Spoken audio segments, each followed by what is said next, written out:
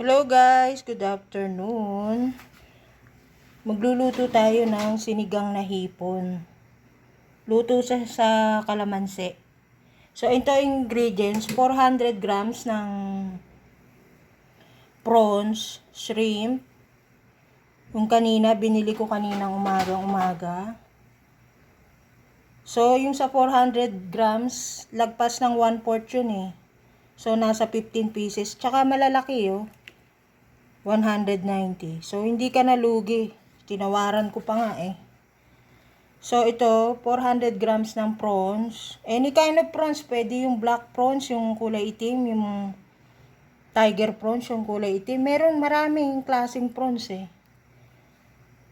Sili, 4 na piraso. Kasi gusto ko medyo maanghang ng konti. Sibuyas, kamatis, okra, kangkong, labanos, at saka yung pinaka-importante yung kalamansi. Mga 10 pirasong kalamansi. At saka yung panimpla patis. Saka yung kulay dilaw, yung yellow seasoning. Yung food enhancer na kulay dilaw. Pwede kayong gumamit nun. 1 pack. So, ang gagamitin kong pansabaw yung hugas bigas. So, nakasalang na yung magic kawali, guys. Hinulog ko na dun yung hugas bigas. Yung ikatlong hugas ng bigas nyo guys ha. Ang gagamitin nyo. Okay? I'll be right back. So ayan guys. Nakasalang na yung yung magic kawali na may hugas bigas. Rice wash. So antayin lang natin siyang kumulo. So ganun ulit ang procedure. So, antayin nyo munang kumulo yung liquid. Yung liquid, yung katulad ng tubig, o yung rice washing. Aantayin nyo munang kumulo bago kayo maglagay ng mga sibuyas, kamatis, sili. Ako sinasabay ko na yung sili. Bali, 4 na sili yung ginamit ko. Yung 2 ginupit ko. Yung 2 naman, decoration. Yung kangkong kanina, konti lang yung na-display ko kasi masyadong malaki eh. Malaki yung, yung lalagyan niya. Kaya hindi ko na siya isinama. Kumuha na lang ako ng sample. So, kanina, namili ko, meron akong premiere mamayang alas 4. Alas 4 ng hapon. Ito siguro sa gabi ko na ito mapi-premiere.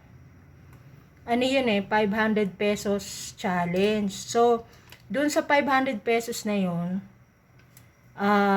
kung ano yung mabibili mo o kung may sukli ka pa, dun sa 500 pesos na yun.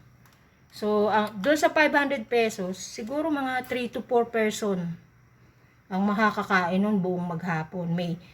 Ang nabili ko kasi dun, bangus, isang bangus na malaki, 150 yun, pinadaing ko. At saka yung hipon. Tapos doon sa 500 pesos, meron pa akong prutas noon, 2 pirasong mangga. Guys. So may sukli akong 15 pesos. So guys, panoorin niyo yung aking what do you call that? Premiere ko mamayang alas 4. So I'll be right back. So antayin ko muna siyang kumulo bago natin ihulog yung kamatis, tsaka sibuyas. Hindi na ako gagamit ng yung sinigang mix. Kasi yung kalamansi, na yun eh. Isang pang paasim na yun. Tsaka mas maganda yung natural. Gumagamit din ako noon. Hindi naman palaging kalamansi or kamyas. Kasi yung kamyas sana kaso wala akong mahanap talagang kamyas ngayon. So, shout out kay Edwin Yabagis. Marami kasi siyang tanim na kamyas sa bahay nila sa Nueva Ecija. Kaya yun, ang hirap maghanap ng kamyas ngayon guys. Lalo na yung yung bunga ng sampalok, yung totoong sampalok, tsaka yung usbong. Talagang ang hirap maghanap sa palengke. Yun ang mga ginagamit kong pang-asim. Tsaka yung bayabas Tagalog, yung bayabas. Hindi yung bayabas na imported kasi minsan nagluluto ako nung sinigang sa bayabas na bangus. Kumakain ba kayo nun? Wala akong makita talagang bayabas Kaya hahagilapin ko si Yabagis Vlog. Shoutout sa'yo, Yabagis, ha, kung nanonood ka. And thank you nga pala kay Cecil Eagle Vlog sa panonood lagi ng premiere ko. Mamaya pagbalik ko, ililista ko yung mga isa-shoutout ko sa huling-huli siguro. So antayin lang natin siyang kumulo, guys. I'll be right back. So ayan guys, kumukulo na. So iuulog niyo yung kamatis, tsaka sibuyas. Nako. Yan. Hulog nyo dyan. Pagkatapos, isabay nyo na rin yung labanos kasi medyo mataba yung paghiwa ko eh. Ayan o. Ayan. So, i-ano nyo na, isama nyo na. Yan. And then, ihulog nyo na ngayon yung kalamansi. Ito yung kalamansi. 10 pirasong kalamansi, pigain nyo, alisin nyo yung buto. Okay? So, antayin lang natin siya ulit kumulo. No? So, yung sili, ginupit ko siya sa dalawa. Yung 4 kasi yan eh. Yung dalawa, ginupit ko. Yung dalawa, pang decoration yan mamaya sa thumbnail ko. Okay? So, antayin lang natin siyang kumulo at saka antayin nating lumambot yung labanos. Kasi, yung hipon kasi, sandali lang yan, minutes lang yan, luto na. Kasi pag yung masyadong luto yung hipon, overcook, parang goma. Parang din sa sa pusit. Pag overcook ang pusit, parang goma siya pag kinagat mo. So, okay. I'll be right back, guys. Shout out sa lahat. So, ayan guys, kumukulo na, no? So, ihulog nyo na yung patis. 3 tablespoon. Tapos, tingnan natin yung labanos kung ano na. Malambot na. Ay. Matigas pa guys. So, palambutin lang muna natin ng konti pa. Mga 3 minutes pa guys. Bago natin ihulog yung okra. Ihulog na rin natin tong sili guys. Yan. Yung ginupit ko na dalawa. Kasi yung dalawa mamaya pang pang decoration sa ibabaw. Pag hinulog ko na yung hipon, huling-huli yung yung kangkong. Madali kasing maluto yung kangkong. So, another 3 minutes pa. Balikan ko nga ulit. Matigas pa oh. Oh. Matigas pa siya guys. Ito yung kangkong ko kasi may tanim ako sa likod. Ayan. Madami. Kaya hindi ko na sinama siya kanina sa intro ko. May tanim ako niyan, tsaka saluyot. Yung saluyot ko malaki na kasi ulan ng ulan. Yung pechay ko, yung talong meron na. Siguro mga 2 days pa yun. Talong tsaka okra, mga 2 days pa. Kaya bumili muna ako ng ng okra kanina eh. Okay. I'll be right back, guys. Ayan, kumukulo na, oh. Kita nyo?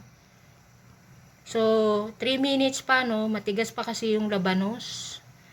Napataba ako ng hiwa, eh. Okay? I'll be right back, guys, ha? So, ayan, guys. Malambot na yung labanos. Ihulog ngayon natin yung okra. Yan. Ang okra, mabilis naman maluto yan, eh. Ayan. Pangit ng okrang nakuha ko, maiitim. Wala eh, yun lang ang pagpipilian eh. Yan. So pagkahulog nyo ng okra mabilis maluto yan oh. Lagay nyo na ngayon yung hipon.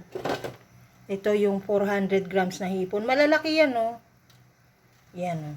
Hindi ka nalugi sa 190 yan. 190, 400 grams, lagpas sa 1/4 yun. Yung kinuha ko. Tsaka pag bumibili ko ng hipon, talagang pinipili ko. Nagpapaalam muna ako dun, syempre, dun sa nagtitinda. And then, lagyan nyo ng ito. Kalahati lang nito, kalahati lang. Hindi itong isang buong pack na to. Ano to 10 piso ata sa tindahan to. Yan, kalahati lang. Konting-konti lang. Huwag nyong itodo ang lagay. So, antayin lang natin siyang kumulo. Isang kulo lang yan. Pag isang kulo, pagkatapos ng isang kulo, ihulog nyo ngayon yung mga yung dahon ng kangkong. Ayan, dahon ng kangkong.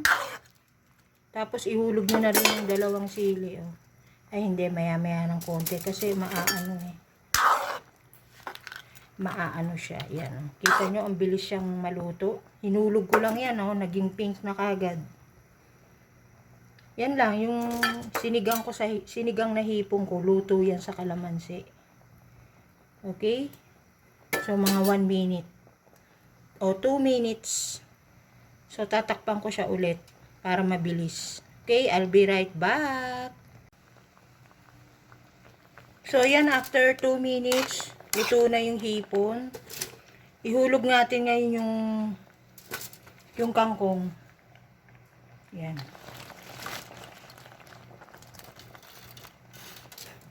Wala na naman yun. Nakubera na yung hipon. Yan.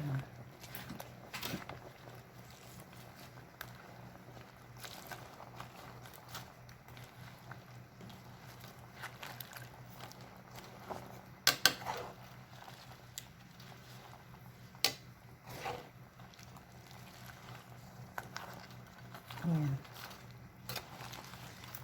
Tikman ko nga muna yung sabaw bago patakpan. Minuto lang yan. Ayan. Gumamit ako ng kutsara, Hindi ako nagtitikim sa sandok. Hindi ko ginagamit, kumukuha ako ng kutsara. Tikman ko nga. Ayos na. So, ihulog na natin si siling pan-decoration. So, ayan, luto na yan. Tatakpan ko lang yan ng 30 seconds. Luto na yan Lutuin ko nga ng maayos.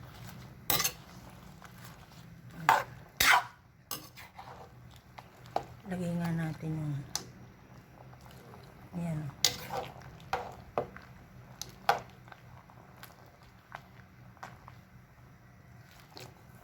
Ayan.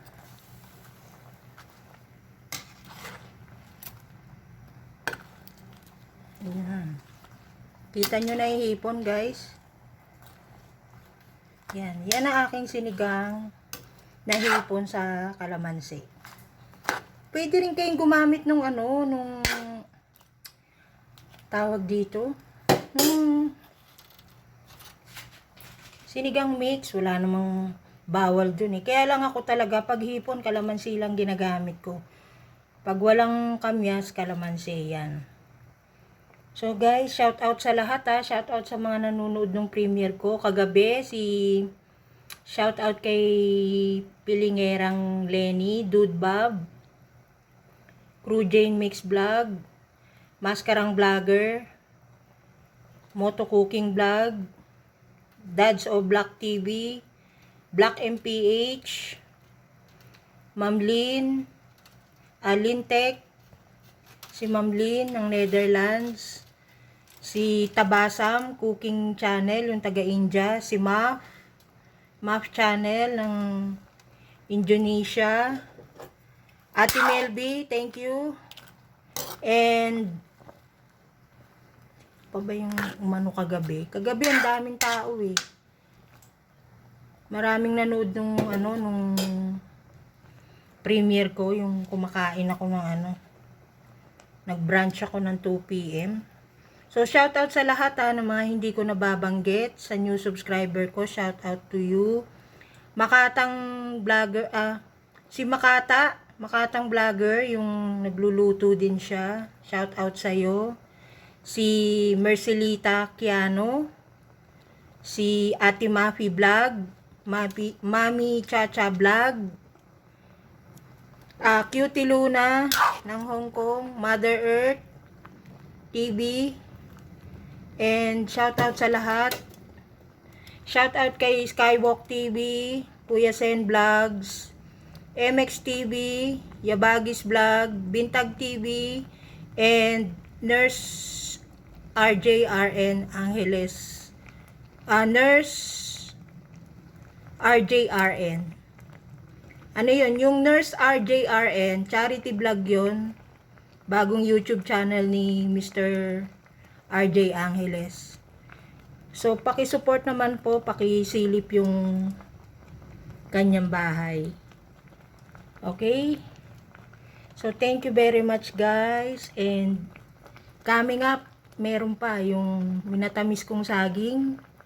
So, bukas ko na ng umaga yun ipi-premiere. So, ito mamayang gabi to. It's either 7 or 8 p.m. Okay? So, ito na yan, oh. Ito na yung sinigang kong hipon. Yan na yung ano ko, ayan, oh. Bali do sa 400 grams, ha. 15 piraso yun. Malalaki. Hindi siya medium size. Ayan, oh, malalaki siya. Ayan, oh. Kita nyo? So, hindi na kayo lugi sa 190. So, ang tip lang dyan, magpaalam kayo sa nagtitinda kung pwedeng piliin yung isda. Pag malambot yung balat ng hipon, hindi na fresh yun. Kailangan matigas. Okay? See you then. Bye!